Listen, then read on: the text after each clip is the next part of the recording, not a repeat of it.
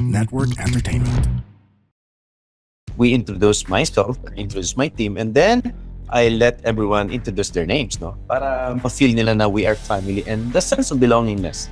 And of course, importante on a huge crowd, you need to mention that this ride is going to this certain place. Baka mamaya may nakasama na hindi pala yun ang kanyang destination. And then identify who are the new riders. So they need to tapos palakpakan natin siya. Ganun para ma-feel nila welcome. And then place them on the second next to the road captain.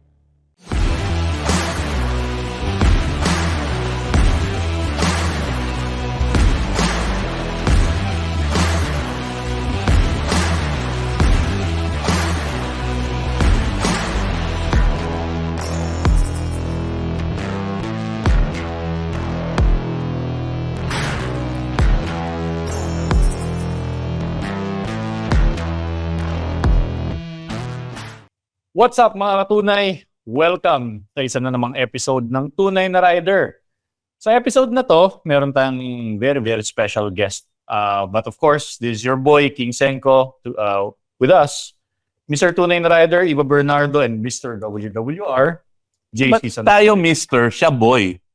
Ito, si Coach Clyde. Mr. Coach Clyde or Boy Coach Clyde? Coach.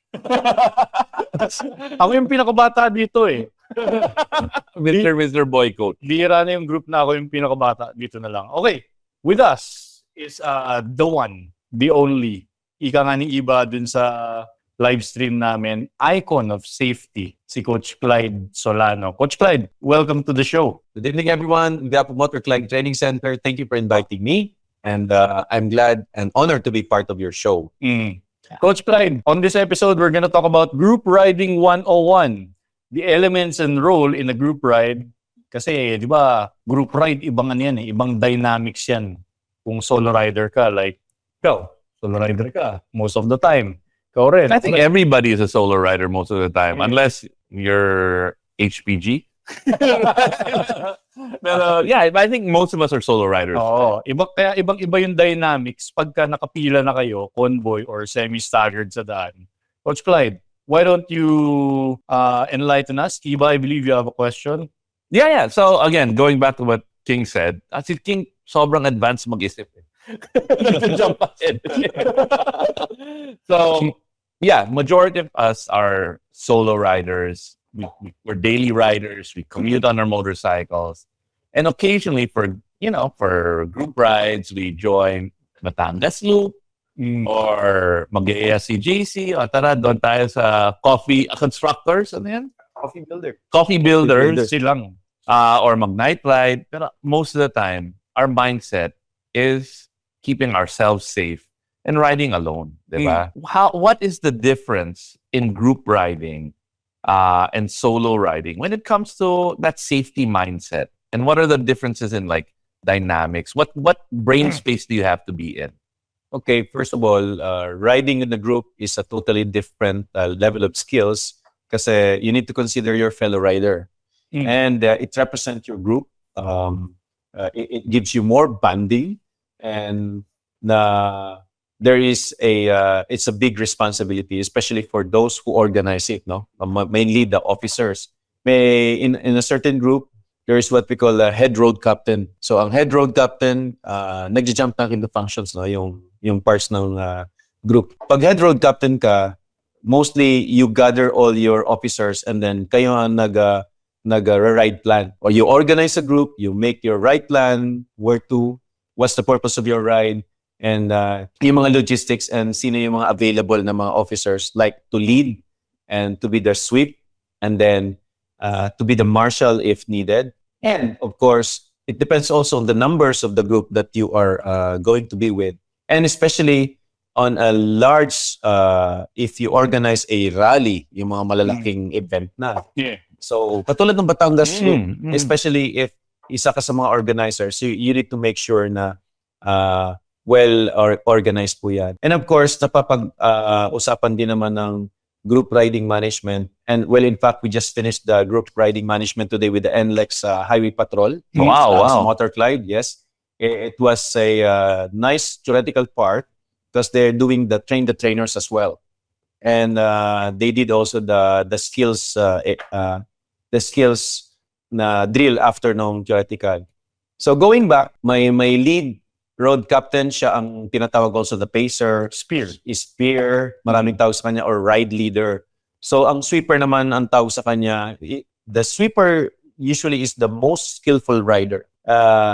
Flexible siya, he can move around, he is authorized to go anywhere, but mainly he is securing the group before changing lane. So when you're talking about that mindset, it's really about, it's more responsibility, because you're not just thinking about your safety. It is a mindset of you're part of a family, a group of people, and you have to think about and be responsible for each other, right? So that's the kind of the mindset you have to be in. It's not like you come in there, okay, and badly put. It's not like when I'm riding by myself. Sometimes, if you're at a stoplight, you look around and you're like, all right, green. Right? It's not like that. All right. So it's more of like, all right, you guys next to me in the stoplight, we're together. When we take off, we kind of find each other and we're responsible for each other. Oh, King. Since ibang-iba nga siyang dynamic, coach, no? Ano-ano naman yung key elements ng isang good group ride, and how do they affect the experience? Kasi inaalagaan nyo nga yung sarili nyo, yung isa't isa. Then I think you were starting to talk about the elements. Yes. And first of all, when you talk about the group ride, it's more on organized riding, and then it's all about the formation. When you talk about the formation, the ride leader or the spear, na tinatawag mo spear, and siya nagdi-dictate if you're gonna perform a single file and then staggered formation. And then when you are on a full stop, it has to be side by side to make sure that the group is more closer from each other. Otherwise, if you leave a space, you're inviting other vehicle.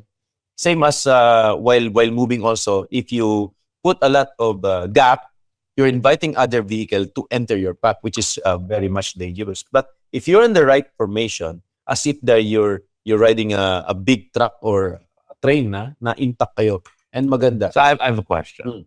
And this for me is like kind of like I'm always debating if I should go it.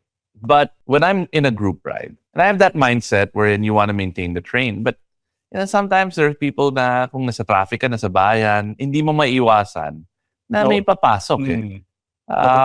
They're a bit aggressive or whatever. Should I also be aggressive and close that gap and block this person off? Because my mindset has always been, I'll let them through because hindi naman ako taga dito, bisita ako dito. And then, you know, then I'll catch up when the road clears up. Kung medyo maluwag na. So on that point, it depends on a case scenario, no, case-to-case basis. But may kasabihan ako, or kami na share the road. We don't own the road. So in case of emergency na talagang necessary, you give way. Let's say, for example, he need to go an exit of a service, so nabitin siya dahil nag-overtake siya. Minsan for safety, just keep a gap and then just reconnect. Lalo na yung next signal naman na very, yung may courtesy ba na nagkusina, signal, kakaway sa'yo, pagbigyan mo. And then you can just reconnect. Kasi ang problema sa atin is hindi tayo nagbibigayan.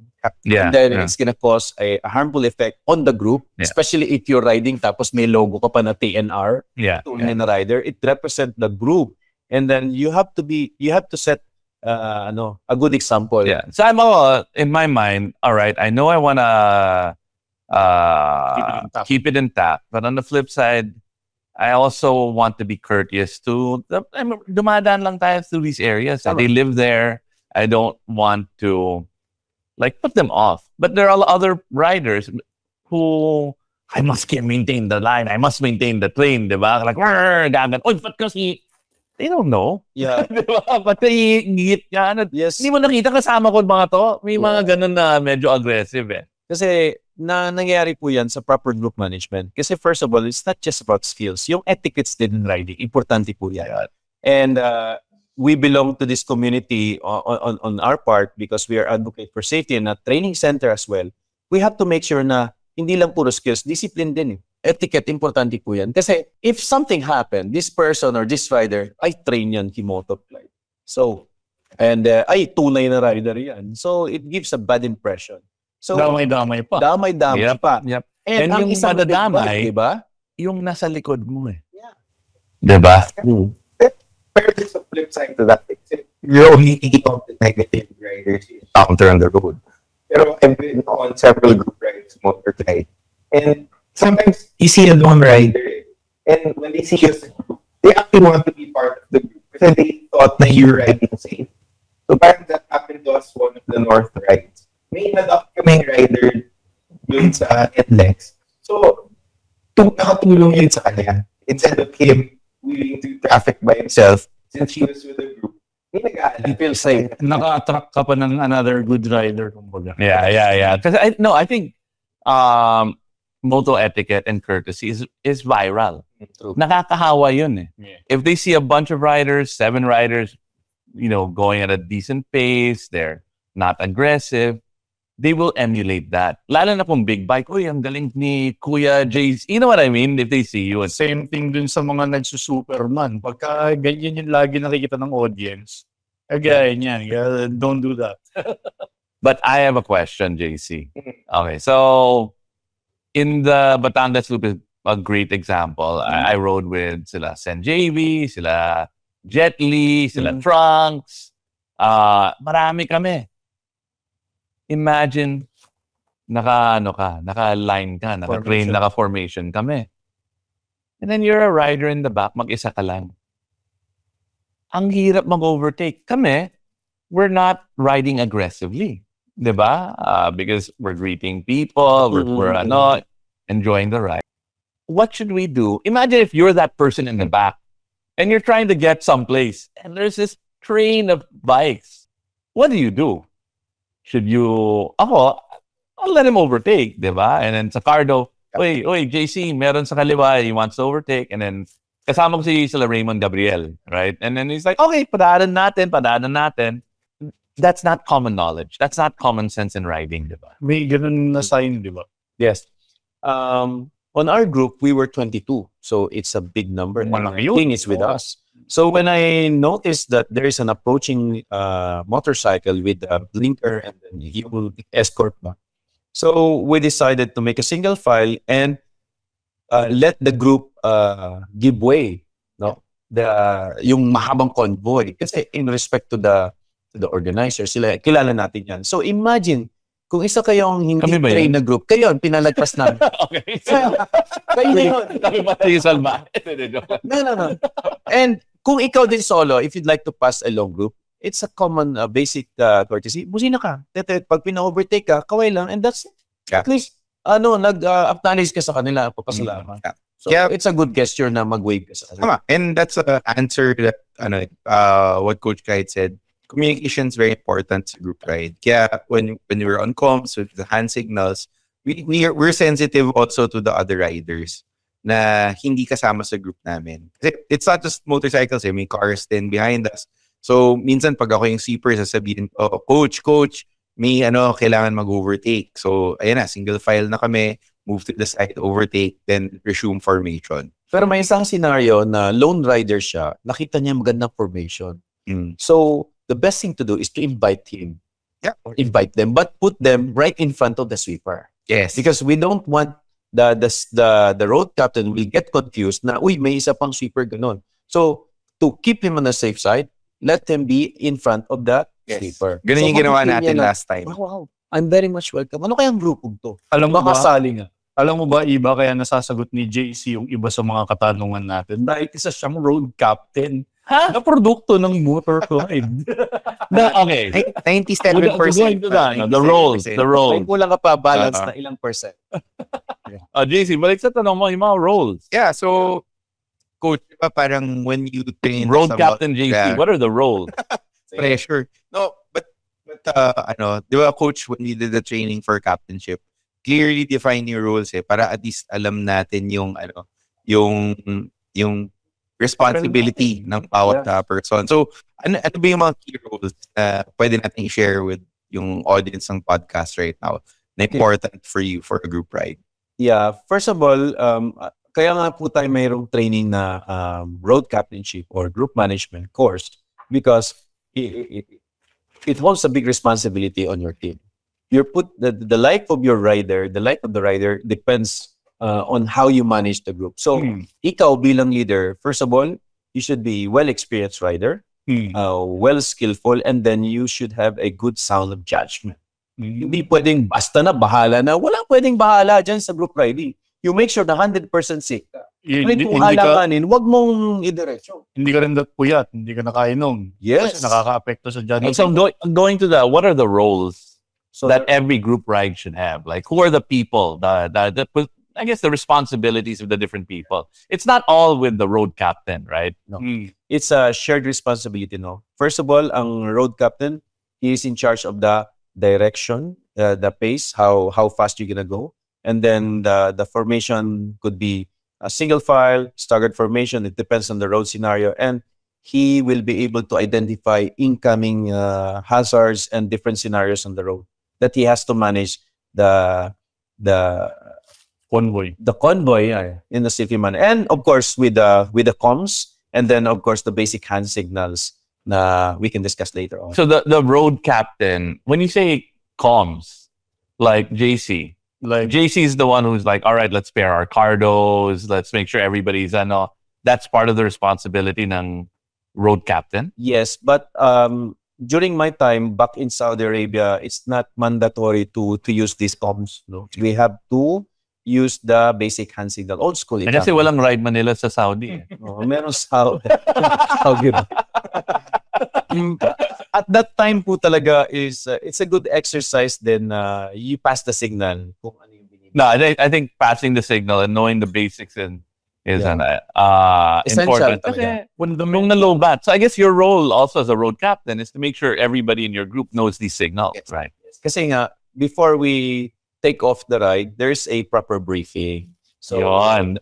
doon na tayo pupunta mamaya. And then, the next part, functions naman ng sweeper or tail gunner, siya po yung mata sa likod ng group. And also, he can see what's the situation na hindi nakikita ng road captain. So, as a sweeper, he can anticipate that he must try to overtake. So, he will block this lane to clear that lane, to secure, tapos papasok si road captain and the rest of the pack rider will follow. Yun ang ginawa ni Angkas, di ba? Ibang scenario yun. Pero may nag-martial na sobrang haba. Na-experience ko na sa ride, coach, when I was delegated as a sweeper. Ako yung nakakakita madalas ng oy, flat ka. Ganun. Hindi kasi nakikita ng steer yun eh. Pero may limitation ng sweeper, no? If more than 10 seconds na nag-block siya tapos the road captain does not move or yung leader natin, he need to go back. 10 seconds. Oh, yun. Yun ang May ginawa ni nakikita Angkas. pa siya na ibang scenario na mas I have to decide na hindi nakikita ng sweeper. Okay. And ang marshal naman, marshal is not an What's a optional marshal? traffic, babawal. Isa pang rule. Pwede siyang magbablock or yun yung extra role. The marshal should be positioned on the back. It's not part of the pack. Kasi kung aalis ka para mag-block or magkukuman na, hoy, wag kayong or intersection, mag-block ka or mag-guide, you don't need to go back to the formation kasi iniwasan natin sa group ride yung mga switching, changing position. So if somebody left na nag-thumbs up, ibig sabihin is all good. Is on its own. You just have to fill the gap forward. Huwag kayong magko-cross ganon. So imagine kung 50 to 100 riders kayo, kaabol-bol kayo dyan. And then, he need to go back right in front of the sweeper. And, yeah. Yun.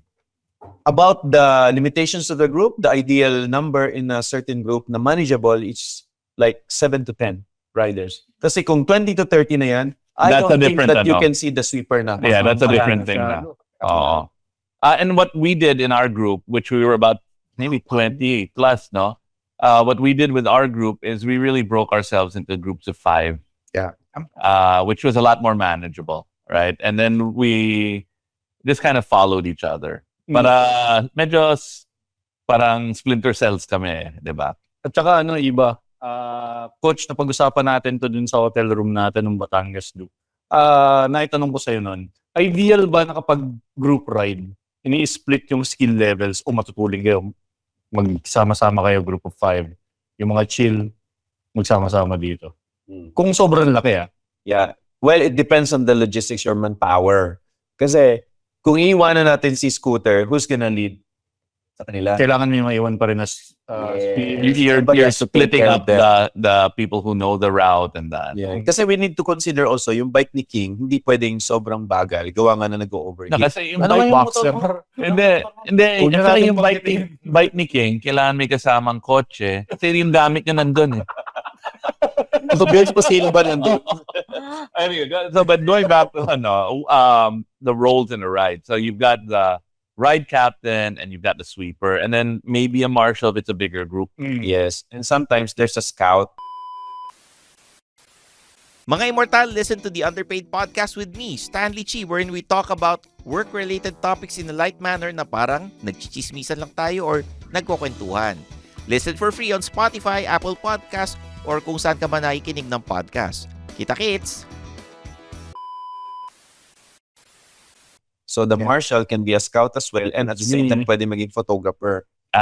So the marshal is kind of like Freelance. special options. Yeah, Siya for yung, a special child, no? siya yung Chuck Norris ng group. Yan yung madalas kong role mo. Okay. Now, so going back, there are characteristics, right? Like at the get-go, I know that JC's character makes him a good ride leader, right? I know that my character does not.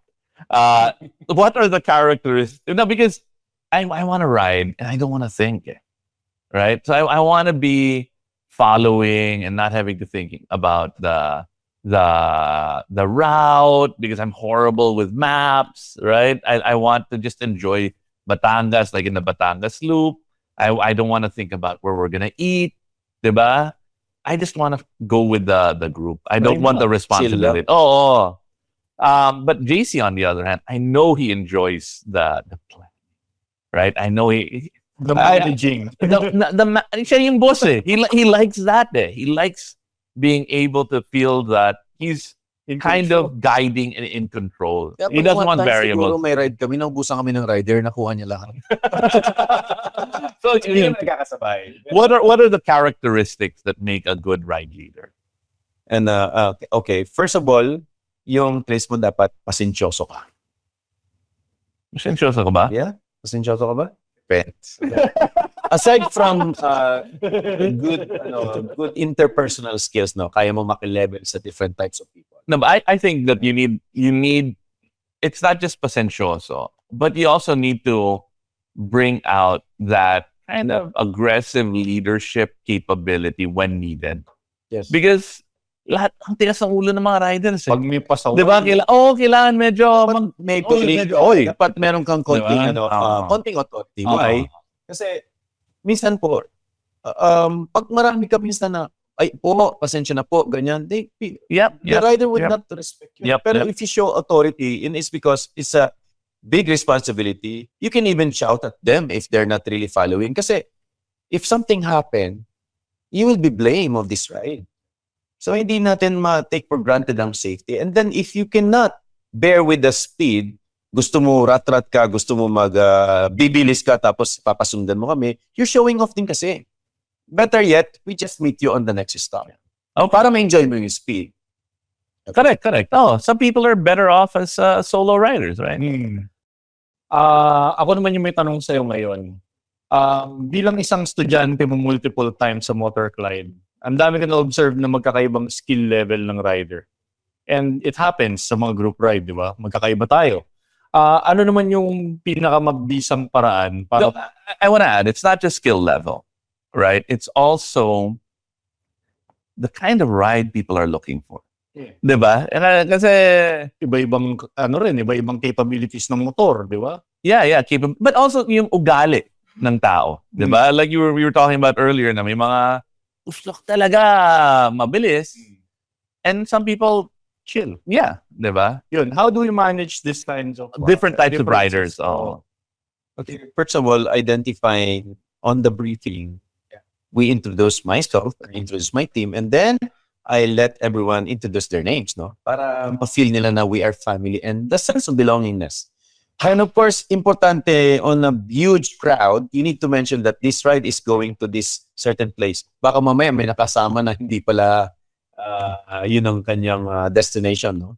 And then identify who are the new riders. So they need to, tapos palakpakan natin siya. Then para ma-feel nila welcome. And then place them on the second next to the road captain.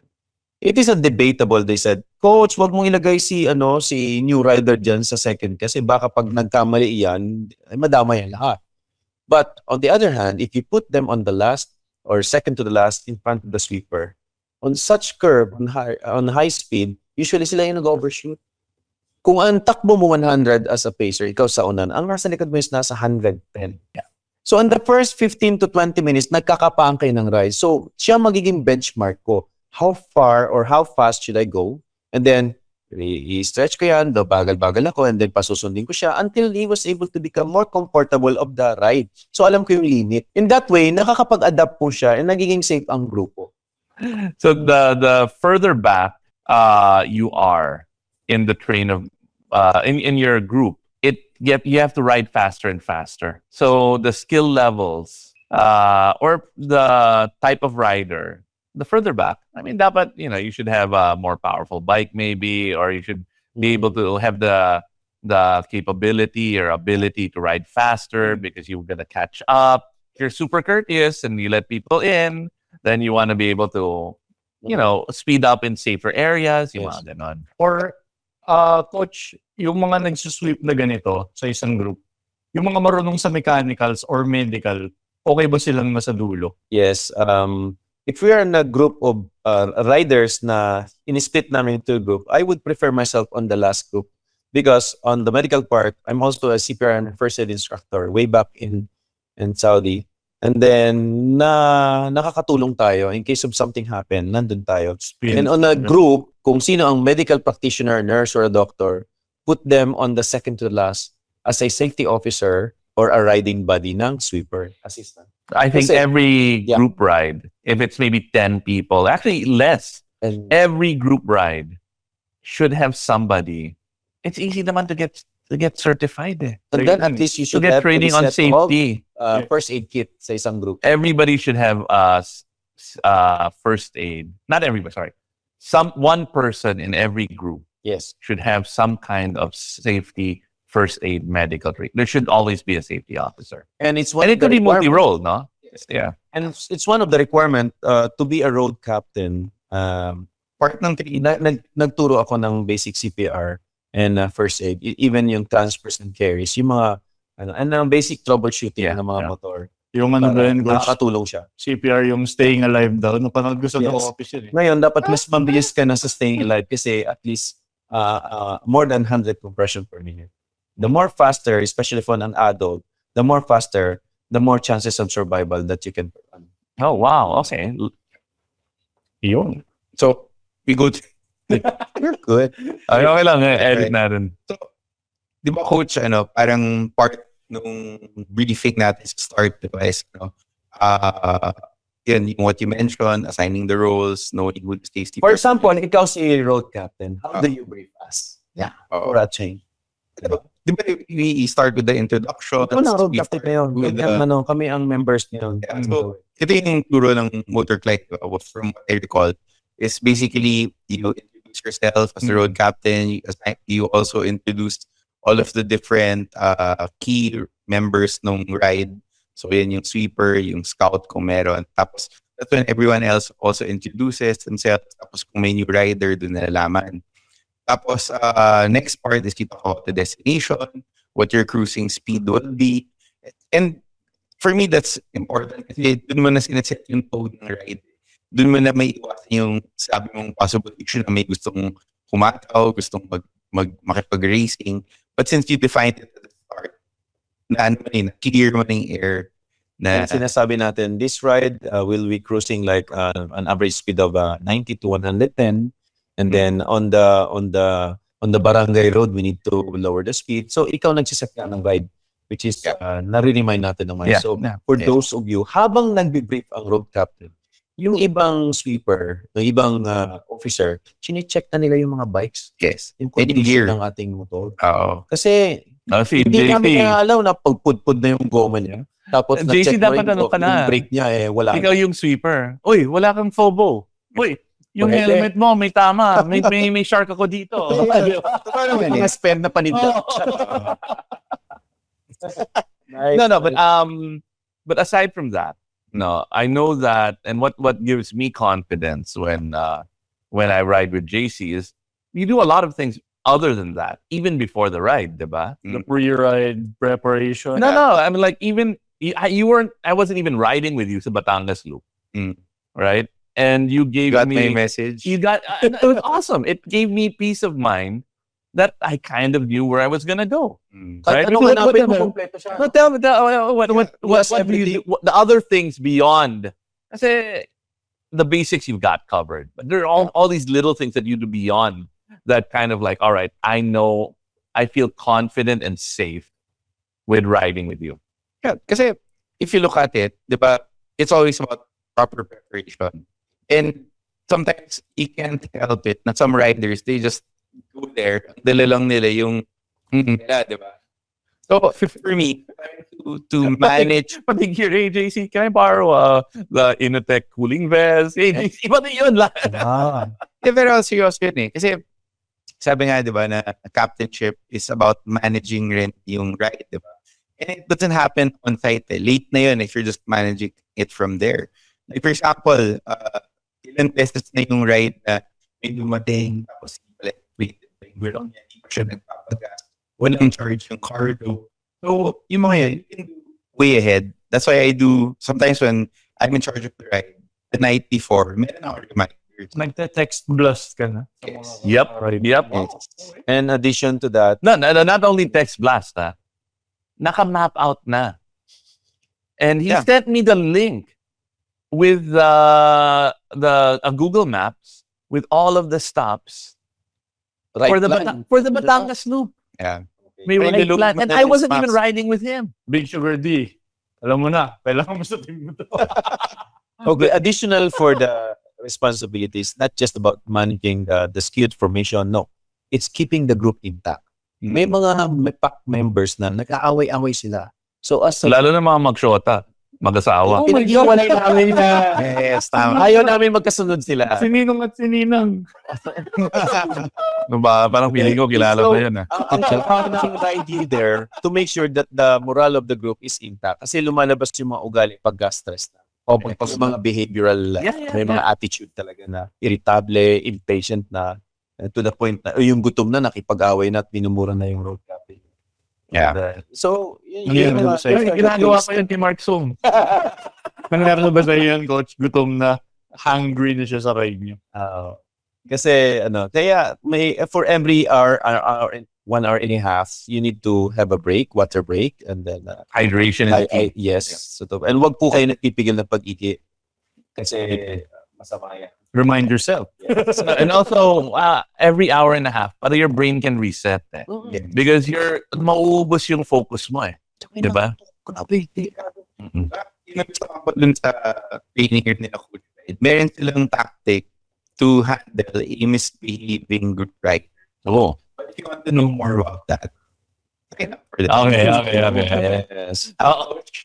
Correct. So, okay, dito yung my final question for you, Coach. What is your number one piece of advice for riders who want to improve and want to improve their group riding skills? Yeah. If you're a solo rider and you want to get to join in a large group, try to exercise a small group muna, like 3 or 4 before joining a huge group. Kasi nagpapakiramdaman tayo. Yung skill set mo, different level, and you need to adapt. So pag nakuha mo na, well-oriented ka na sa mga formations and alam mo na yung mga do's and don'ts, then you will be able to adapt to a large group easily. So you start with a small group muna. Yeah. Actually, I'm thankful that my riding life started with motorbike kasi yun yung fear ko eh. Mami. He birthed you. And then, ang alam mo lang, yung skill for riding by yourself. Ang difference is with sila motorglide is if you're a graduate of motorglide, yung mga first mo na group ride is kasama sila. So, dun pa lang, May ride out kami na tinatawag. For example, Bro, you'll let's finish share the mine. basic, and then you'll be taking the intermediate course. Part of the course, kino-customize namin siya. Meron tayong ride out. So they can feel we call it street feeling or ride out, for them to experience the Alaminos bypass road, 4 to 6 lanes, and then we're gonna bring them to a barangay road with a lot of crowd people and yung mga hams, yung mga aso. So, doon na-assess din namin ang kanilang skills. Natawa sa aso. May nangyari ba? Oh, sila yung favorite natin, mga surprise. And then, congratulations, JC, no? 1 year ka na mahigit na nagra-ride. So, he's totally a good example, a product of a motor club. Nah, star student. That's why he doesn't remember me eh. Pasaway ako eh. Roll 4 ako eh. And sabi ko, if really effective ang mga gear na pinapatinda mo sa amin, so, why don't you ride? Napag-isip siya. And then later on, Ang laki kasi tuloy ng sabi ni Boss Ken, it's not necessary for you na mag-ride ka ganun. And then nung nag-ride siya, dala niya yung family niya sa amin. Aba, wala nang ginawa kundi mag-ride na mag-ride. To the point na nakailang training na siya. And then, nang re-recruit na siya ng mga riders. Ang dami ng benta tuloy. Ang laki pa ng kinuwang motor. Tiger 900, Rally Pro ng Triumph. Win-win. Tinatawanan niya yung 390 dati. Liit naman yung boss. Nakakaya sa mga kasama. Grabe. Kaya nabudol niya. Mayroon siyang bagong unit na 900. Yan. Rally Pro. And it's gonna be like, our bike nandun na rin. Working. Ayun. Coach, syempre, nandito ka na rin. Lagi kaming may tanong sa mga nagiging bisita namin dito. Ito yung golden question namin. What's the meaning of life? Pwede yun. Ano yung sagot nun? 42. Masasagot ni Coach Clyde yan pag tinanong mo siya. Pero hindi yun yung tanong natin. Coach, para sa'yo, sa dinami-dami ng napuntahan mong lugar, dinami-dami na naging estudyante mo, ano para sa'yo ang kahulugan ng pagiging isang tunay na rider? Okay. Since hindi naman to ang first time ko na nag-guess. Baka nagbago na, di ba? Oo, may iba yan.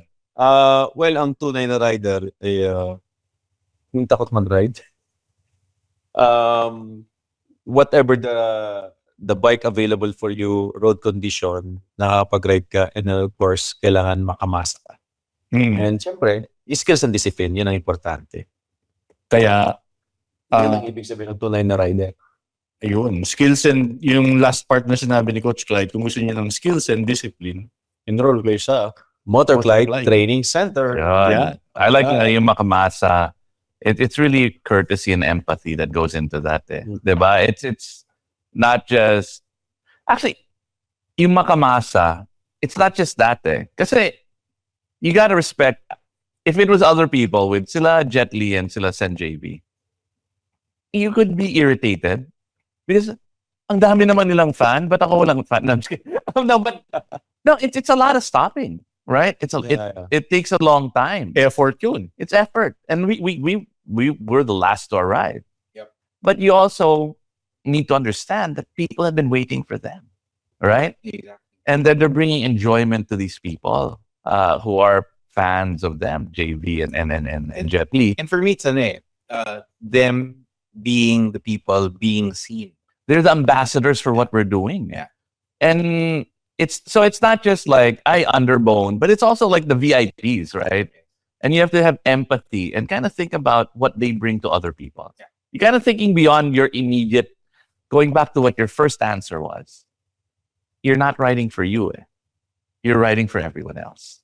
That's a good way to end the show. Yun. Ayos, Coach. Kaya nung Batangas Loop sabi sa akin, Coach, nakascooter lang kami, mga big bike. No, we will be all in the same place. May kasama kami na nakascooter din eh. And shout out kay Boss Joe Motovlog. Yung naparalyze siya. Oo, rouser. Naka-rouser na may fabricated. Sorry, Dominar. Yung kanyang try. I don't know how LBO or how he got registered for that bike. Anyway, that's another episode. All right, take us out, King. Ayun. This has been your episode about the dynamics of a good group ride. Thank you for tuning in. Group Ride 101. Oh, Group Ride 101. Maraming salamat sa mga sponsors namin. Siyempre, sa nag-aampon sa amin dito, WWR. Sa pagkain namin dito, Barbecue Shack. Thank you. Board and lodging, diba? Provided by WWR. Ayan. Check nyo yung mga produkto ng WWR. Phobos, Segura, Purigan. Ano pa? We have Held, We have shark helmets, of course, head-on helmets, and Falco riding boots. May mga coming soon, diba? Lubricant. Sino nga lubricant natin? Siyempre, si Johan Zarco.